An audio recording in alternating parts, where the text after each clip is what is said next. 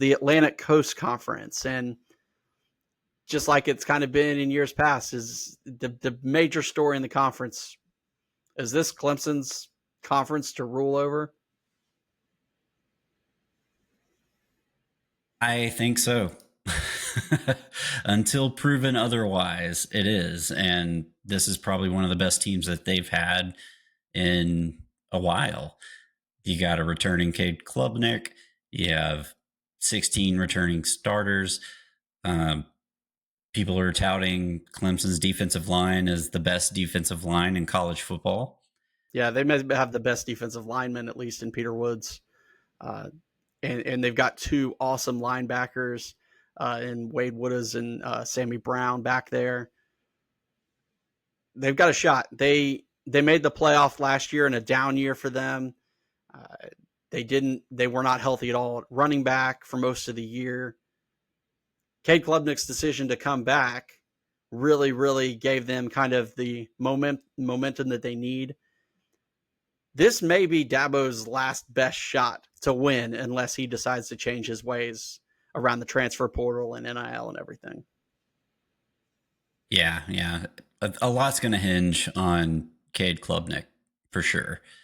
But he showed us last year that he stepped it up. He hit stride and caught fire last year and carried that team. And if he hits that same type of stride this year, coupled with the best defensive line in college football, that's a good winning combination. Because right. I mean, that's worked for Georgia.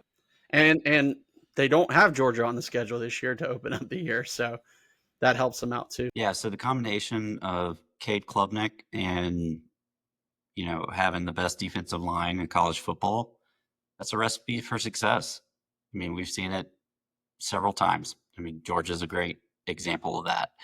So I expect them to be right there in it, definitely in a playoff team until proven otherwise.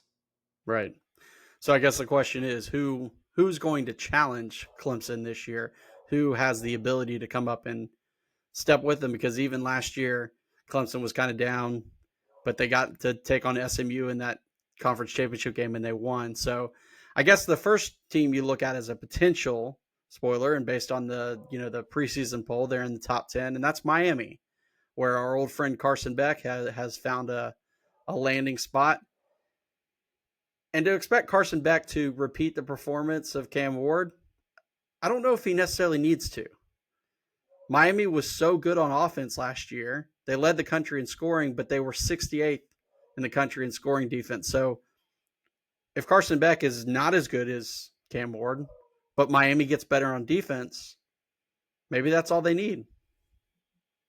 Yeah, I mean, they really just need a little bit more defense. It's not even, they don't need to have like a top 5 defense to make an impact on their season. Because like I said, if Carson Beck comes anywhere close to a Cam Ward like season, which I think he is capable, maybe not 2 years ago he did. Yeah, I mean he's got the arm talent, he can make all the throws, but is he going to be a transformative leader like Cam Ward was? Because we've seen videos Cam Ward with Shedeur Sanders, and and now early on with his in training camp with Tennessee Titans, dude's built different. So I don't know that Carson Beck is that same type of leader that Cam Ward was. And who knows if he even sees the field in the first few games.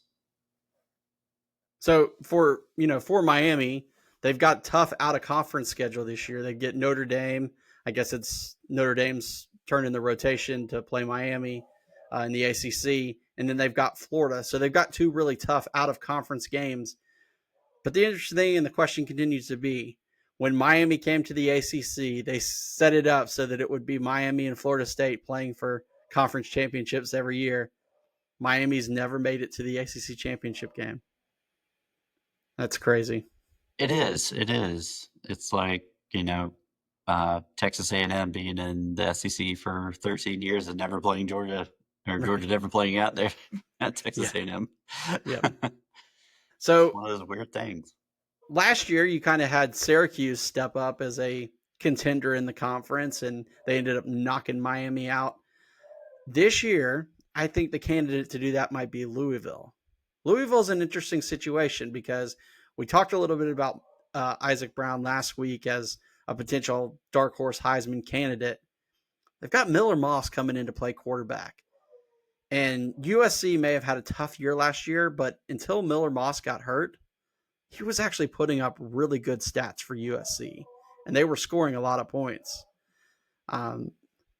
So him coming in, Isaac Brown being a great running back, maybe Louisville is the team that can step up and challenge Clemson. They definitely could.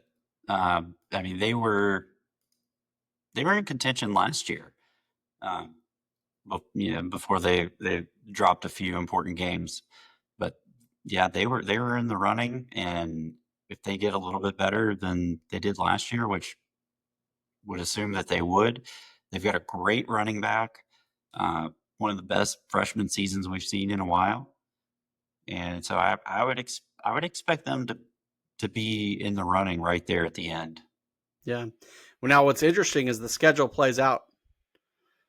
Clemson and Louisville, they play on November 19th. So they're going to meet that week, and then 2 weeks later, they may be, if they are both the tops of the conference, they may have a rematch in the conference championship, just 2 weeks later. So we'll see how that shakes out. Those are the teams that I see as kind of the big potential roadblocks for Clemson this year. It is Miami and Louisville. We love Fran Brown. We love Syracuse. I don't think they're going to be as strong as they were last year. Yeah, but there are some other. There is another quarterback. Yeah, but there is another team that potentially could be really good. And as much as it pains me to say it, I think that team is Georgia Tech. I do too. I mean, they're kind of like dark horse sleeper to win, but at least make the ACC Championship game. Yeah. Haynes King, he proved in that game in Athens last year that all that hype he had out of high school when he first went to Texas A&M, he lived up to it. Tough as nails guy, running the football, but he can throw it too. And they've got a great running back in Jamal Haynes. Yes, they lost Eric Singleton to the transfer portal, but they replaced him with one of the best transfer receivers out there in Eric Rivers from Memphis, who had over 1,000 yards receiving last year.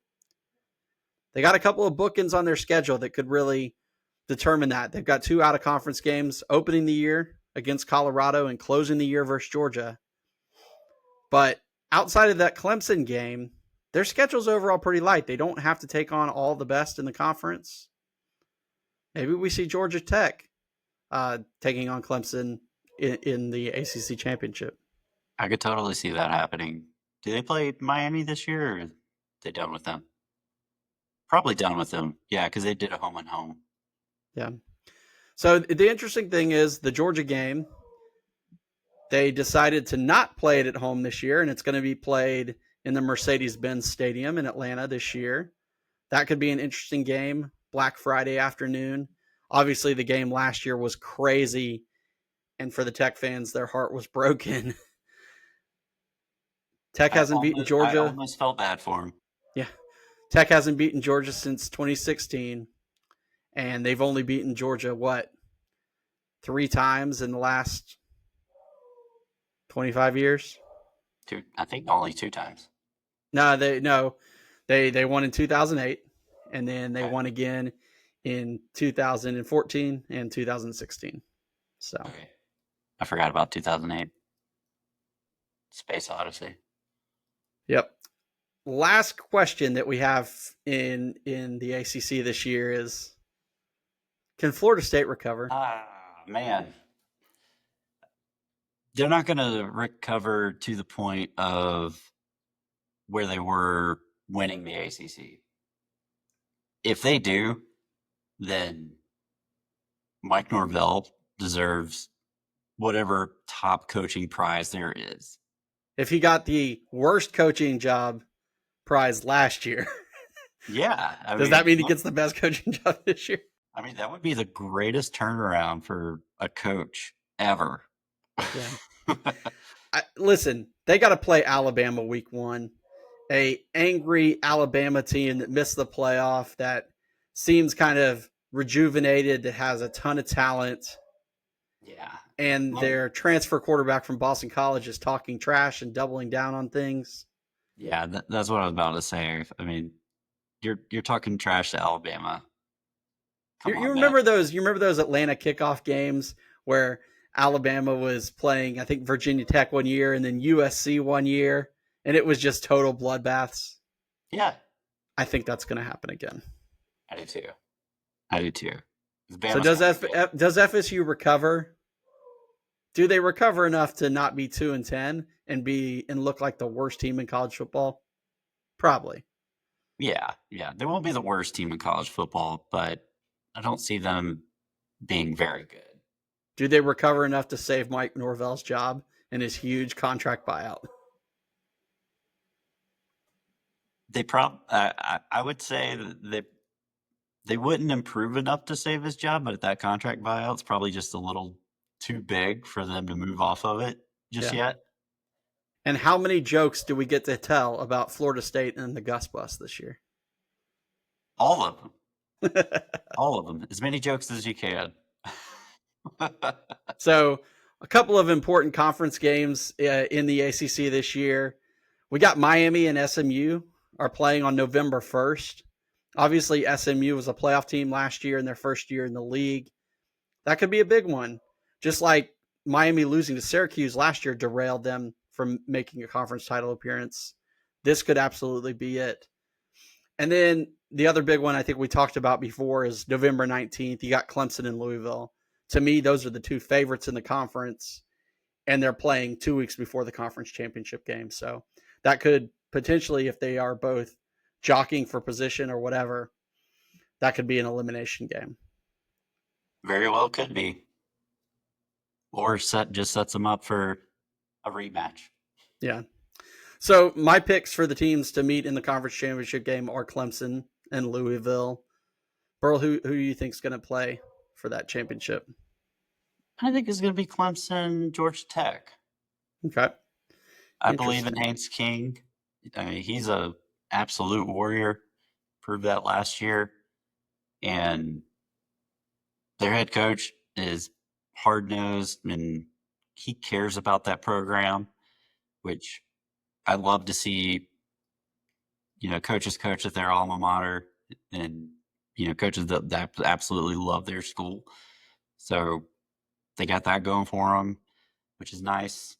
And, I could totally see them. I think they're going to be in the ACC Championship. So for our EA Sports prediction, they've got Clemson taking on Miami in the conference championship game. But interesting enough, they've got Duke going 11-1. And the amount of money that Duke paid to get Daria Mensah to come in, maybe that happens. That's surprising. That's shocking. See, this is why they talk about AI having hallucinations. It's a real thing. Yep. So